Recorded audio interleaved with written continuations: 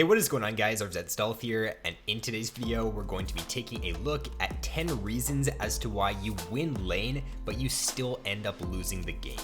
A lot of people do have the common belief that if you win lane, it should mean you automatically win the game, but that's not really the case in a team game. A league is a team game. There's 4 other members on your team, so you need to be working with them in order to win the game. And in this video, we're going to be going over things that you're doing that are preventing you from winning the game after winning lane. So if you guys do enjoy this video, be sure to drop a like, subscribe if you haven't already, and let's get into it. All right, so these are going to be in no specific order. So number 1 is going to be no more important than number 10. So starting it off here though is that you do not base at the correct time after you get a kill in lane. This is very important. A lot of low elo players end up staying around too long in lane after they do end up getting a kill, and it just loses all the tempo that they could have in lane. So after you do end up getting a kill, you want to time your base, or try to time your base so you arrive back to lane at the same time as your opponent. If you do not do this and the opponent arrives back to lane before you, they now have the ability to shove the wave into your tower, and they now have the ability to look for a roam play. If the enemy makes a roam play, say they're playing mid lane and they come back to lane, make a roam play down bot lane, get a double kill, then even though you've just solo killed them in lane, it really doesn't matter. Your lead is completely gone now because you just ended up giving pressure in lane for not basing at the correct time. So just make sure that you are not giving up your pressure in lane by staying in lane for too long after a kill. So number 2 is that you play too far up in lane without the knowledge to do so. This is pretty common. You'll see a lot of players get a couple kills in lane and then they'll just constantly shove the enemy into their tower without getting any vision or without knowing where the enemy jungler is on the map. So you really want to make sure that when you do have a lead, you're not just throwing it right back to the opponent. So make sure you are buying pink wards, make sure you are getting deeper vision down in the enemy's jungle. For example, if you're playing top lane, try to get a deep ward down in on the enemy's blue buff, or get a deep ward down in the river so that you have more time to react to a gank. So just make sure that if you are playing up in lane, if you are playing aggressive, you do have the information to do so. You either have the vision or you know the enemy jungler is on the other side of the map. Another really big tell to when you're getting ganked in lane is that if you do already have a couple kills, if you're 2 kills up and you have the constant pressure in lane and the enemy cannot look to trade with you, if they just randomly start walking at you trying to go for a trade out of nowhere when there's no way that they can beat you in the 1v1, then chances are 99% of the time you are going to be getting ganked. So don't fall for that bait. Back off if the enemy does like randomly walk at you when they have no business doing so, because chances are you are getting ganked in that situation. So number 3 is that you go for 50-50 plays when there's just no reason to do so. If you get a lead in lane and you say you get like 3 or 4 solo kills in lane, then getting another solo kill after that is going to be worth a lot less. And if you have to make a risky play to go for it, then there's just no reason to do so at all. You're going to have a very big shutdown. The enemy is not going to be worth a lot of gold, not going to be worth a lot of XP. So if you're going for a risky dive, then it's going to, if it ends up backfiring, the enemy is right back into the game and you've just thrown the lead that you've got in lane. So play smart, aggressive with your lead. Wait for cooldowns. If you have a very good like ultimate lockdown ability in your kit, wait for that to play aggressive. Play with your jungler, call your jungler over, get him to dive with you. Just make smart, aggressive plays and you'll have a lot more success with your leads. So number 4 kind of stems off the last one, and that is you stay in lane after getting a few kills instead of roaming. So this is something that a lot of players do. They'll just constantly stay in lane looking for solo kill after solo kill. They'll just solo kill their opponent like 5 or 6 times, but that really does not matter at all. Getting a kill after you've solo killed your opponent 3 or 4 times is really not worth very much. It's worth very little gold, very little XP. So unless you can get like a tower off of solo killing your opponent right away or get some tower plates, then what you should be looking to do is just shove the lane in, look to roam around the map, get vision around the map, help your team out, look to spread your lead around the map. Because if you can do that, if you can get a few kills in lane and then say you can roam to mid lane if you're playing top, or you can roam to bot lane, get them ahead, then it's just going to make it very easy for you to win games if your team is also fed as well. So number 5 is that you try to make too many plays on your own and you don't play with your team. So when you do get a lead early, don't be impatient to make plays. A lot of players will just be way too impatient and they'll feel like they just need to continue to play super aggressive. They need to be making dive plays or going for 1v2 plays to win the game. But when you do have the lead in the early game, just wait for your jungler to be on the map, wait for your team to be grouped with you, then look to play aggressive, then look to make a play. Oftentimes, a lot of games are won or lost because you're super fed, you've got a 700 gold shutdown, you play too aggressive on your own, and you just give up the shutdown over to the enemy's carry, and the game is completely flipped after that. So shutdown gold is just so important. You really need to be aware of that. You need to be aware that if you're going to go for an aggressive play and you do have a shutdown, you better make sure that play is worth it, and you better make sure that you win the team fight or you get an objective off of it if you do end up dying, because if you're just giving over a free 700 gold shutdown, then things are not going to be looking good for you for the rest of the game.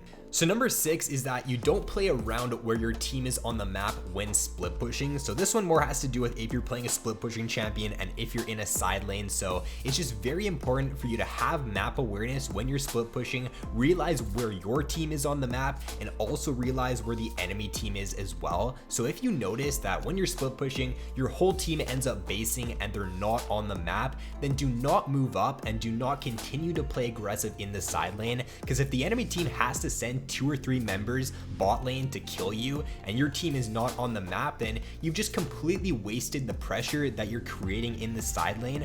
Wait for your team to be at a tower or wait for your team to be like at the Baron for you to pressure in the side lane, because if they do send 3 members for you in that situation and you end up dying, then at least your team gets a tower, at least your team gets Baron. So it's just so important for you that if you're split pushing to just make sure you do play around where your team is on the map at that time. So number 7 is that you do not set up vision and look for picks around objectives. This is just so important, and this is one thing that I think holds a lot of players back from climbing up to that next rank, and that is if you do get a lead, you should not be the one that's making the risky play, making that crazy invade or making that 1v2 outplay. You should be the one that's getting vision, forcing the enemies to come to you, forcing the enemy to make these risky plays and face check into you, because if you're doing that, if you're getting the vision and you're forcing the enemies to come into you, chances are somebody on the enemy team is just going to walk in by themselves. You're going to get free picks all day long and you're just going to be able to continue to snowball your lead. So don't just look to ARAM mid when you are ahead. Try and fight around objectives, try to use your vision to get picks, and you're just going to find yourself snowballing a lot more games and closing out a lot more games very quickly by doing this. So number 8 is that players just lack macro after the laning phase, or in other words, they just don't understand what to do after the lane is over. So for example, if you're playing bot lane and you end up taking down the bot lane tower very early on into the game, if you're gonna go back down to bot lane and you're gonna shove up to the next tower, you better make sure that you have vision in the enemy's jungle, that you have enough vision so that if the enemy does end up collapsing on you, you can back out in time. You really have to be making sure that you do not give up shutdowns when you are ahead, because you're pushing too far up in the side lane. Now, another thing you can do is if you do end up winning your lane is that just look to go to the next lane that has the most amount of towers standing. So a common rotation for bot lane, for example, is that they'll win lane, they'll either rotate mid lane or top lane, send the mid laner or top laner down bot lane, and just end up taking that tower down. If you can use these smart rotations and just take down towers very early on by rotating before the enemy bot lane does, then you're just gonna find yourself getting a very good lead in the early game, getting a lot of team gold from towers and from objectives. So just make sure you do have a purpose to where you're going on the map and you play around that next objective, because if you're just running around the map looking for kills the whole game, if you're not focused on where the next objective is and where you should be, then you're gonna find yourself just throwing a lot of games. So number 9 kind of goes back to one we talked about earlier, and that is a lot of players just don't end up roaming when they do get a lead early game. But if there isn't a roam play to be made on the map, say for example your bot lane ends up dying and there's no way you can roam bot and end up getting a kill there, if your top laner is already getting a solo kill on the enemy laner, then if there's just no roam play to make, look to freeze and look to zone. So what you can do is that let the enemy shove into you. If they cannot end up contesting you for the wave, wave, you just end up keeping the wave in front of your tower, keep 4 or 5 more of the enemy's minions in front of your tower than yours, and you can end up getting a freeze there. So you can just zone the enemy from CS, you can get CS, and you force them to overextend in lane, so they're a very easy gank target. This is just a great way for you to just continue to extend your lead without having to really risk anything at all, because if you're sitting at your tower zoning the enemy from CS, it's very, very unlikely you're going to be able to die from a gank. It's very unlikely that you're going to die at all in that lane. So just look to be zoning and look to be freezing if there is not a roam play to be made on the map. And then number 10 to round it out here, guys, is that you do not itemize according to the enemy team's strength. So oftentimes what you'll see is that if a player gets a lead in the early game, they'll just completely tunnel on building offensive items and not really take a look at what the enemy team's strengths are, what the enemy team has for damage, or who is the fed member on the enemy team. For example, if the enemy team is full AP and you get a lead in the early game as someone, say you're playing a mid laner like a Xerath or a Vel'Koz, even though in most of your games going Sorc boots is going to be the correct option and it is going to be a good choice, if the enemy team is full AP, then just get Merc Treads, get a little bit of magic resist, even just sit on a null magic mantle, because it's going to have a lot of benefit for the gold that you do end up spending on it. If the enemy team does have damage, or if they're like full AP, you're just going to get a lot of benefits out of it.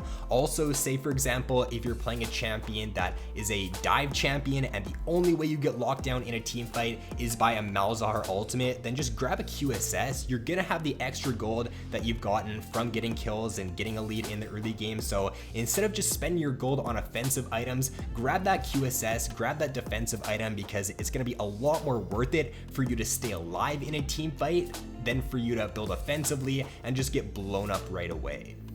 You'd be surprised that this is even something that even still occurs in higher elos. You'll oftentimes see players just itemizing completely wrong because they just don't take a look at what the enemy team comp has, or they don't take a look at the fed members on the enemy team. So just really make sure you are doing this. I know it seems like it should be pretty obvious and it should be one that just goes without saying, but you'd be surprised as to how many players just do not itemize correctly with their leads. So that is going to be it for this video, guys. Those are 10 reasons as to why you end up winning lane, but you still end up losing the game. So with that being said, if you guys did enjoy this video, then be sure to drop a like and subscribe if you have yet to already. So thanks for watching, have an awesome day, and I will see you in my next video.